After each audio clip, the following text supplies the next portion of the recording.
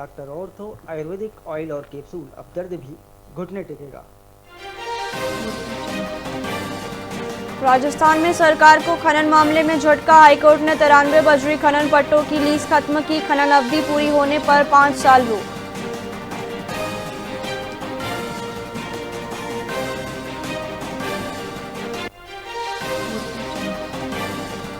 राजस्थान में पलायन रोकने को डिस्टर्ब एरिया एक्ट। भजनलाल सरकार लाएगी डिस्टर्ब एरिया कानून। गुजरात के बाद दूसरा राज्य बनेगा राजस्थान।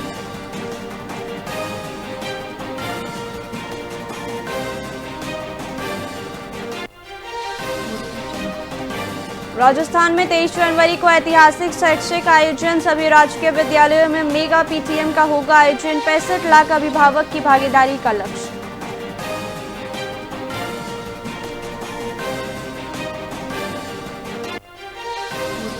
सरकारी स्कूलों में ओरल रीडिंग फ्लुएंसी आकलन। प्रखर राजस्थान 2.0 के बाद नया अभियान। किशनगढ़ में 23 जनवरी तक चलेगा अभियान।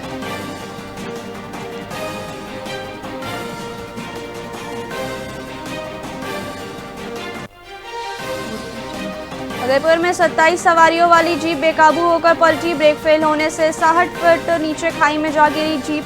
हादसे में 3 लोगों की मौत।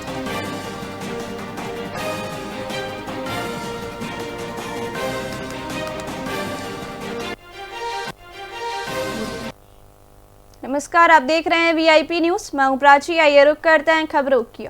बीकानेर में केंद्रीय मंत्री अर्जुन राम मेघवाल ने प्रेस वार्ता के दौरान राहुल गांधी पर निशाना साधते हुए कहा कि आरोप लगाकर भागना विपक्ष की आदत है। उन्होंने खेती में मजदूरों की कमी और जल निकासी जैसी ग्रामीण समस्याओं के समाधान पर जोर दिया। मेघवाल ने बताया कि अब ग्राम सभा की मंजूरी से कीचड़ निकासी और मनरेगा कार्यों में सरलता आएगी। पूर्व मंत्री गोविंद राम के निजी आरोपों पर उन्होंने कहा कि वे अपना काम ईमानदारी से कर रहे हैं और जनता सब जानती है। साथ ही उन्होंने पश्चिम बंगाल में भाजपा की सरकार बनने का भरोसा जताया। रोजगार छीना जा रहा है, क्या कहना? देखिए, ये योजना को ढंग से पढ़ नहीं रहे हैं। जब लोकसभा में राज्यसभा में चर्चा हुई तब भी इन्होंने विरोध किया, ये मैं मानता हूँ, लेकिन योजना के जो प्रावधान हैं वो ग्रामीण क्षेत्रों में आधारभूत ढांचा खड़ा करने में हमें मदद देगा। ग्राम सभाओं को हमने अधिकार दिया है। हमने राशि कम करने का भी नहीं कहा है, राशि उल्टी बढ़ेगी।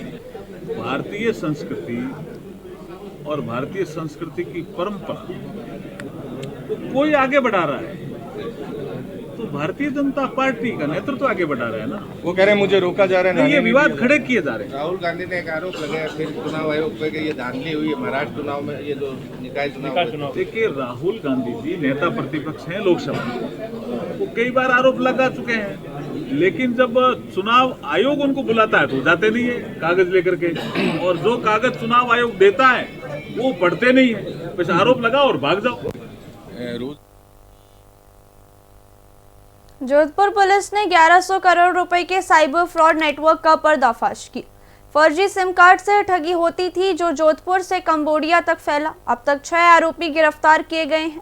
कंबोडिया के 4 नागरिकों पर लुकआउट सर्कुलर जारी है। वहीं जांच में 3 लाख फर्जी सिम और बल्क रिचार्ज का खुलासा हुआ। पुलिस ने कहा कि जांच जारी है और बड़े खुलासे संभव है। यह कार्रवाई साइबर अपराध के खिलाफ अब तक की सबसे बड़ी सफलता मानी जा रही है। वो कंबोडिया की भूमि का दुरुपयोग करके और हमारे यहाँ साइबर फ्रॉड कर रहे हैं। हमारे यहाँ 2 प्रकरण दर्ज थे। भगत की कोठी में पिछले साल दर्ज हुआ था और इस वर्ष एयरपोर्ट थाना में भी एक प्रकरण दर्ज हुआ था, जिसमें हमारे विवेचना में यह तथ्य आए थे कि ये जो वहाँ से साइबर क्रिमिनल्स ने हम यहाँ के सिम का दुरुपयोग किया था और कंबोडिया से उस सिम का दुरुपयोग करके यहाँ के लोगों को फंसाया गया और उससे फ्रॉड किया गया। जब इसका एनालिसिस किया गया तो लगभग 36,000 सिम्स थे, वो रोमिंग में वहाँ पे काम कर रहे थे। तो ये शक हुआ कि भाई रोमिंग में क्यों ऐसे इतने संख्या में सिमें काम कर रही हैं। जब उसकी फर्दर एनालिसिस की गई तो 5,378 सिम्स जो थे वहाँ पे रोमिंग में जो इंडिया से इशू किए गए थे, जो काम कर रहे थे, उसके द्वारा उसके खिलाफ जो कंप्लेंट है वो 1,102 करोड़ रुपए का फ्रॉड उसके द्वारा किया गया पाया गया।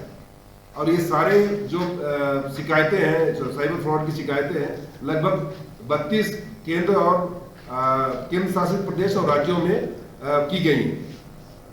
संपूर्ण घटनाक्रम की विवेचना की गई और इसमें अभी तक 2 प्रकरण दर्ज किए गए हैं, 6 लोगों की गिरफ्तारी की गई है, जिसमें 2 नागौर से हैं, 2 जोधपुर से हैं, 1 अजमेर से हैं, 1 और इसके किंगपिन को भी चिन्हित कर लिया गया है जो मलेशिया के रहने वाले हैं। उनके खिलाफ लुकआउट सर्कुलर जारी करने के लिए आवेदन कर दिया गया है।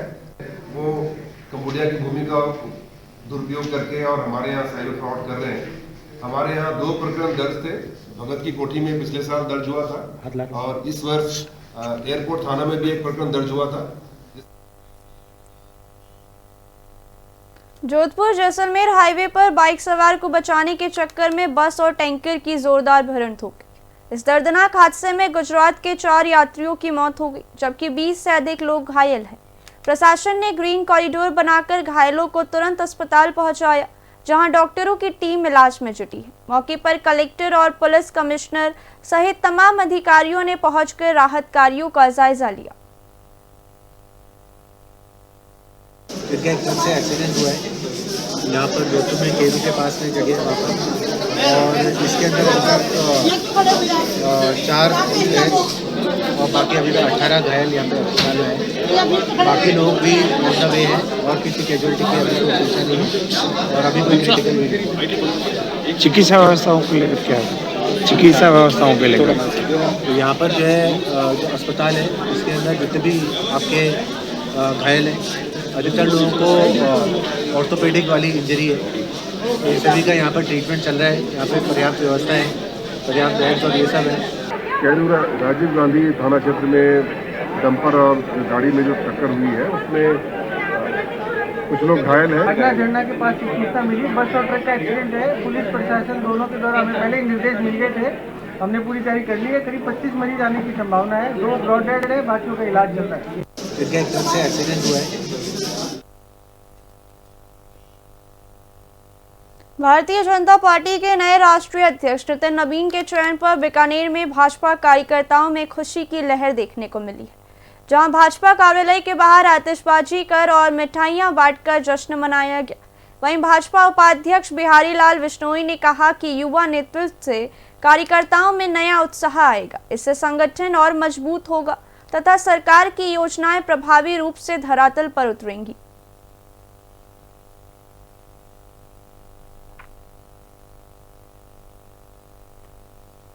देखिए, निश्चित तौर पर भारतीय जनता पार्टी कार्यकर्ताओं की पार्टी है और देश नहीं दुनिया का सबसे बड़ा संगठन है और आज उस संगठन को एक नया नेतृत्व मिला है। ये हम सब कार्यकर्ताओं के लिए बड़ा खुशी का दिन है, बड़े उत्साह का दिन है कि भारतीय जनता पार्टी के राष्ट्रीय अध्यक्ष का आज निर्वाचन हुआ है और माननीय नितिन नवीन जी हमारे राष्ट्रीय अध्यक्ष बने हैं।